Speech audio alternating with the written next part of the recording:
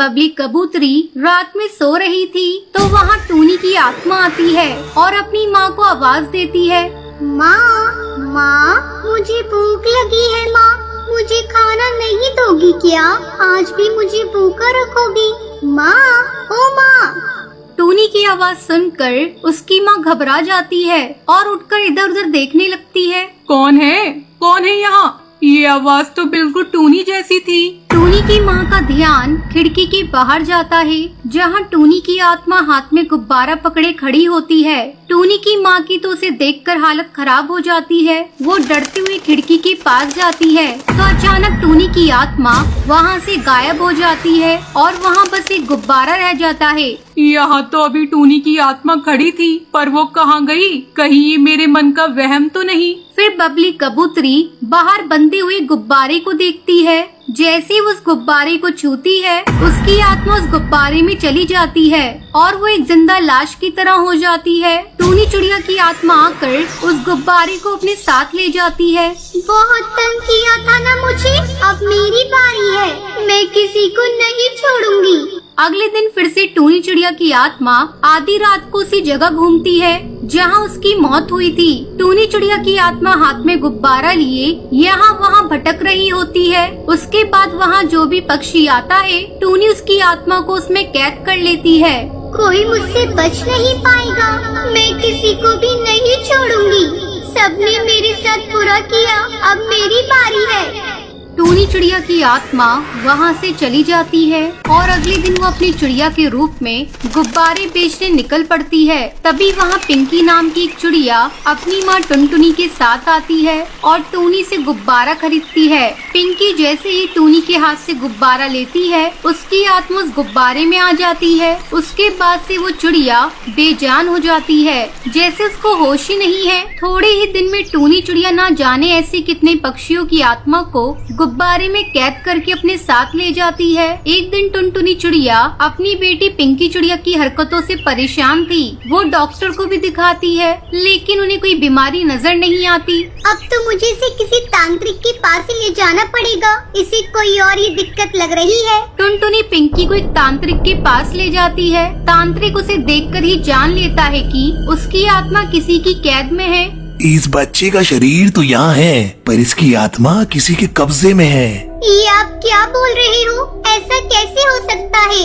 मैं सच बोल रहा हूँ और इसकी आत्मा को जल्दी ही वापस लाना होगा, वरना वक्त निकल गया तो ये पूरी जिंदगी ऐसे ही बिताएगा।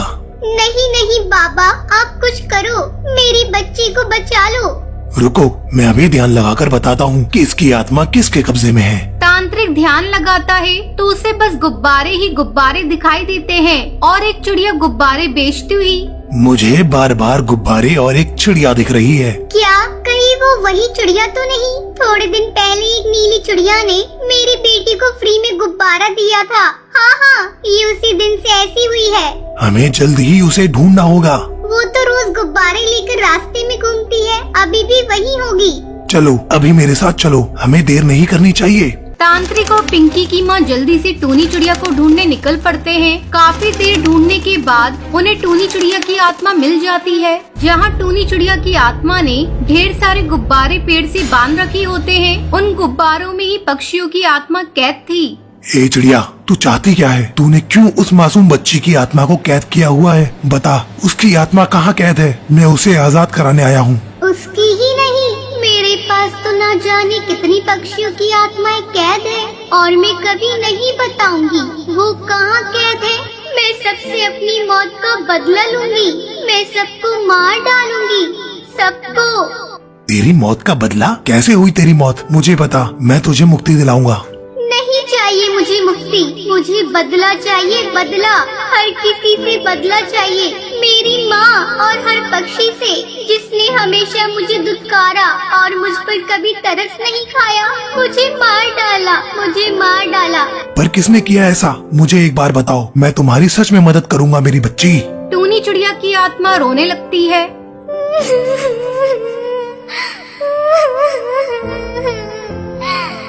और रोते रोते उस तांत्रिक को सारी बात बताती है। तांत्रिक और टुनटुनी की आंखों में आंसू आ जाते हैं। मेरी बच्ची, तेरे साथ तो बहुत बुरा हुआ, पर अब तेरे बदले लेने से तुझे इंसाफ नहीं मिलेगा। तू सबको आजाद कर दे और खुद भी शांति से इस दुनिया को छोड़ दे। इससे भी अच्छी एक दुनिया है, तू वहाँ बहुत खुश रहेगी। सच में? क्या है कोई ऐसी दुनिया? हाँ मेरी बच्ची, तू अगर सबको आजाद कर देगी तो तुझे भी वो दुनिया नसीब होगी। टूनी बड़ी खुश हो जाती है और जल्दी से सारे गुब्बारे लाकर तांत्रिक को दे देती है। इसी में है सबकी आत्मा, इनको फोड़ दोगे तो सब आजाद हो जाएंगे। तांत्रिक उन सभी गुब्बारों को फोड़ देता है। सभी पक्षी पहले जैसे हो जाते हैं। उसके बाद तांत्रिक टूनी की आत्मा को मुक्ति दिलवाता है, जिससे वो एक अच्छी दुनिया में चली जाती है। आधी रात का वक्त था। बंटी कबूतर, जो एक फैक्ट्री में काम करता था, वो रात की ड्यूटी करके जाते हुए अपने घर सा हल्का हो जाता हूँ क्योंकि जोर से सुसु आ रही थी। तभी उसे शौचालय की दीवार पर 3-4 छिपकलियाँ दिखी। वो छिपकलियाँ आकार में बहुत ही बड़ी थी। ये कैसे छिपकलियाँ हैं? मैंने आज तक तो ऐसी छिपकली नहीं देखी। बंटी ये सोच ही रहा था कि तभी शौचालय के अंदर से उसे एक चिड़िया की हंसी की आवाज आने लगी।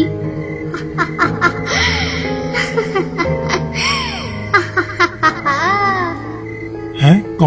कौन है भाई? अरे कौन है? अरे कौन है? हंसी की आवाज इतनी खतरनाक थी कि बंटी डर के मारे कांपने लगता है।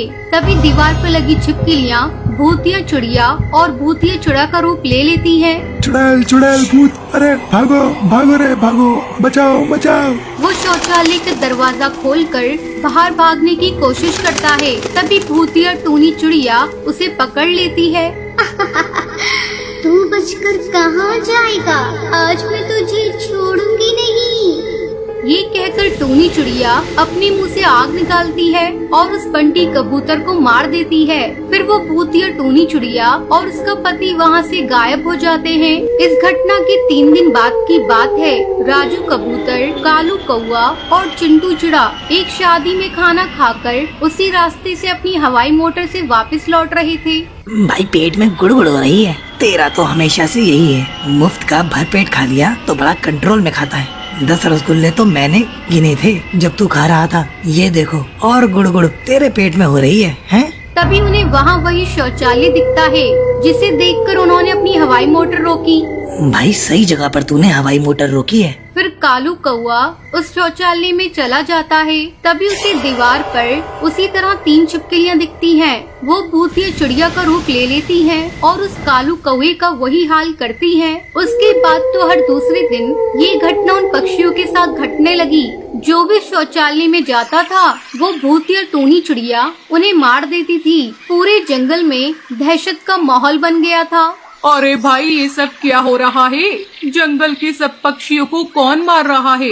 मुझे तो बहुत डर लग रहा है। मैं तो अपने बच्चों को लेकर इस जंगल को छोड़कर जा रही हूँ। इस बीच कुछ पक्षियों ने इस घटना के कारण के बारे में जानने की भी कोशिश की। उन्हीं पक्षियों में टुन्नू चिड़ा और उसकी पत्नी टुनटुनी भी थे। टुनटुनी, लगता है हमें भी ये जंगल छोड़कर जाना पड़ेगा। कहाँ जाएंगे जी? हम और क्या करेंगे? यहाँ कम से कम एक छत तो है, एक छोटा सा खेत है जो एक माँ की तरह हमारा पेट भरती है। इस माँ को छोड़कर हम कैसे चले जाएं? टुनटुनी, तेरी बात ठीक है, लेकिन ये भी तो देख, जब पूरा जंगल ही खाली हो जाएगा तो हम क्या करेंगे यहाँ रहकर? उसी रात की बात है। टुनटुनी और उसका पति शौचालय वाले रास्ते के पास से गुजर रहे थे। तभी उन्हें किसी की बचाओ बचाओ की आवाज सुनाई दी। अजी, ये कैसी आवाज थी? कौन बचाओ बचाओ चिल्ला रहा है? आवाज तो मैंने भी सुनी, लेकिन कोई दिख तो नहीं रहा है। तभी फिर से बचाओ बचाओ की आवाज आई। इस बार उन्होंने देखा कि ये आवाज शौचालय के अंदर से आ रही थी। कौन है अंदर? कौन है भाई? अरे कौन है अंदर? रुको, हम दरवाजा तोड़ रहे हैं, हम मदद करने के लिए आ रहे हैं। दरवाजा तोड़ने के बाद उन्होंने जो देखा उसे देखकर उनकी आंखें फटी की फटी रह गईं। भूतिया टूनी चिड़िया जंगल में रहने वाले हरी तोता का गला दबा रही थी। अरे टुनटुनी, भाग यहाँ से। नहीं जी, ये भागने का समय नहीं है, मुकाबला करने का है। हम अपने पड़ोसी को इस तरह इनके हाथों में छोड़कर कैसे जा सकते हैं? ये कहकर उसने अपने गले में पहना बजरंगबली का लॉकेट निकाला और उससे भूतिया टूनी चिड़िया की तरफ उसका मुंह कर दिया। टूनी चिड़िया उस लॉकेट को देखकर गुस्से में चिल्लाने लगी, भाग जा यहाँ से, मत कर ये मत कर। नहीं छोड़ूंगी, नहीं छोड़ूंगी मैं इसे। मैं पूरे जंगल के पक्षियों को मार दूंगी। लेकिन क्यों? जंगल वालों ने तुम्हारा क्या बिगाड़ा है? जंगल वालों ने नहीं, लेकिन कड़कनाथ सेठ ने बिगाड़ा है। उसने मेरे परिवार को मारकर इसी शौचालय में डाल दिया था, पूरे परिवार को। हाँ, मैं टूनी हूँ और ये मेरा पति। अरे पर तुम लोग तो जंगल छोड़कर चले गए थे ना। ये बहुत ही गरीब चिड़िया थी, लेकिन माता सरस्वती का आशीर्वाद उसके ऊपर था। वो बहुत ही अच्छा गाना गाती थी। एक बार शहर में गाने की एक प्रतियोगिता हुई, उसमें उसे प्रथम स्थान मिला। उसके बाद तो उसका नाम फेमस हो गया। उसे कई पक्षी गाना गाने के लिए आमंत्रित करने लगे। धीरे धीरे परिवार की स्थिति बदलने लगी, लेकिन उसका पड़ोसी कड़कनाथ सेठ टूनी और उसके परिवार की समृद्धि से जलने लगा। कल तक दाने दाने को मोहताज टूनी और उसका परिवार पक्का घोंसला बनवा रहा है। सुना है कि वह मेरे पास रखा अपना गिरवी खेत भी छुड़वाने की सोच रहे हैं, लेकिन उन्हें पता नहीं कड़कनाथ लेना जानता है, देना नहीं। कड़कनाथ सेठ ने उन दोनों को मार दिया। उसके बाद उनके शरीर को जंगल में नए बन रहे शौचालय की जमीन में दफना दिया। जब वो उन्हें शौचालय में दफना रहा था, उस समय शौचालय की दीवार पर 2 छिपकलियाँ थी। उनकी आत्मा उन्हीं छिपकलियों में चली गई और ये अफवाह फैला दी कि वो ये जंगल छोड़कर चले गए हैं। भूतिया टूनी की बात सुनकर टुनटुनी और उसका पति दंग रह गए। उन्होंने पुलिस को सारी बात बताई। पुलिस ने कड़कनाथ को गिरफ्तार कर लिया। उस पर मुकदमा चला और उसे फांसी की सजा हो गई। उसके बाद टूनी उसके परिवार की आत्मा को मुक्ति मिल गई।